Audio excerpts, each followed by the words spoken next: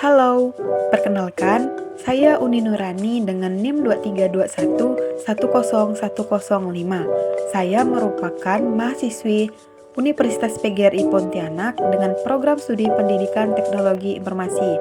Di video kali ini kita akan belajar sistem komputer dengan materi mengenal perangkat keras komputer. Langsung saja ke materinya. Mengenal perangkat keras komputer. Nah, sebelum kita mengenal perangkat keras komputer, kita harus tahu terlebih dahulu apa itu sistem komputer. Jadi, sistem komputer merupakan sekumpulan perangkat komputer yang saling berkaitan dan berinteraksi antara satu sama lain untuk menjalankan sebuah proses pengolahan data, sehingga dapat menghasilkan suatu informasi yang sangat dibutuhkan oleh penggunanya. Kemudian, di dalam sistem komputer terdiri dari 3 komponen utama. Komponen yang terdapat pada sistem komputer antaranya ada hardware, kemudian ada software, dan brainware. Nah, di kesempatan kali ini kita akan belajar dan mengenal apa saja yang terdapat di dalam komponen hardware. Jadi, apa sih itu hardware?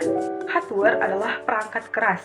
Semua jenis komponen pada komputer yang memiliki bentuk fisik bisa dilihat dan dirasakan. Jadi dapat dikatakan pengertian hardware dalam sistem komputer adalah alat fisik komputer yang digunakan untuk melakukan beberapa proses seperti input, output, dan juga proses. Komponen perangkat keras komputer. Yang pertama ada perangkat masukan, kemudian ada perangkat keluaran, perangkat pemrosesan, dan juga perangkat penyimpanan.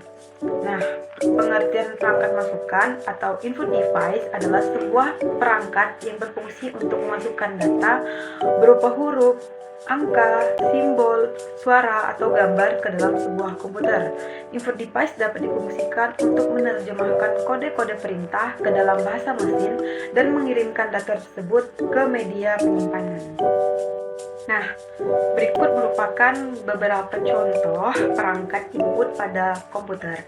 Gambar yang pertama merupakan gambar keyboard untuk memasukkan data dan perintah ke dalam komputer. Kemudian ada gambar mouse. Mouse di sini berfungsi untuk memindahkan dan mengarahkan petunjuk pointer di layar monitor.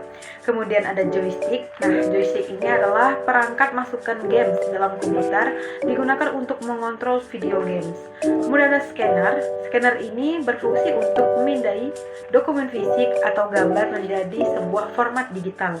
Kemudian ada mikrofon komputer digunakan untuk mengambil data berupa suara ke komputer. Selanjutnya, perangkat keluaran atau output device. Output atau keluaran adalah hasil yang diproduksi oleh program setelah mengolah input. Output bisa berbentuk tampilan pada layar, cetakan pada printer, suara, ataupun penyimpanan data ke file.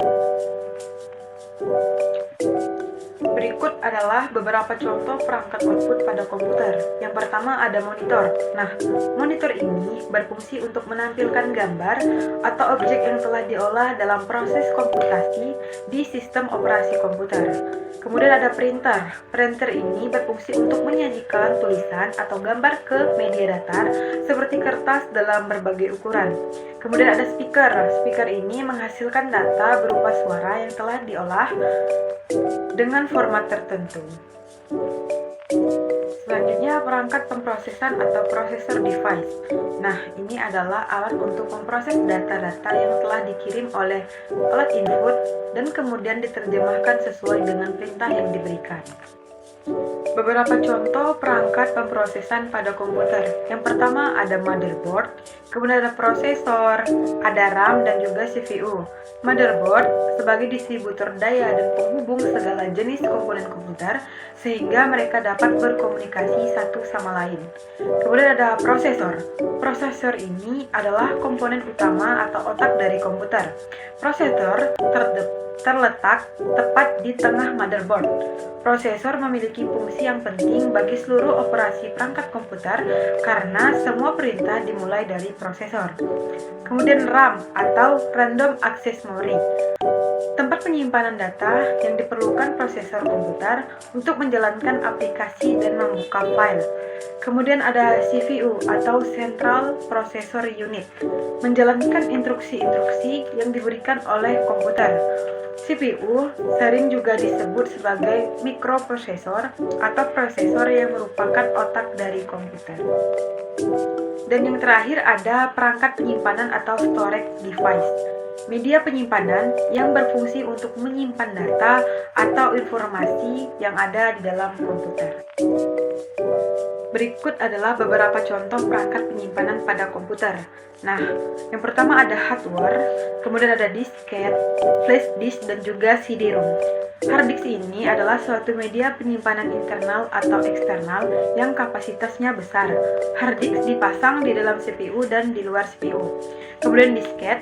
Disket adalah suatu media penyimpanan data yang berbentuk seperti amplop dan dapat menyimpan antara 700 KB hingga 1,4 MB.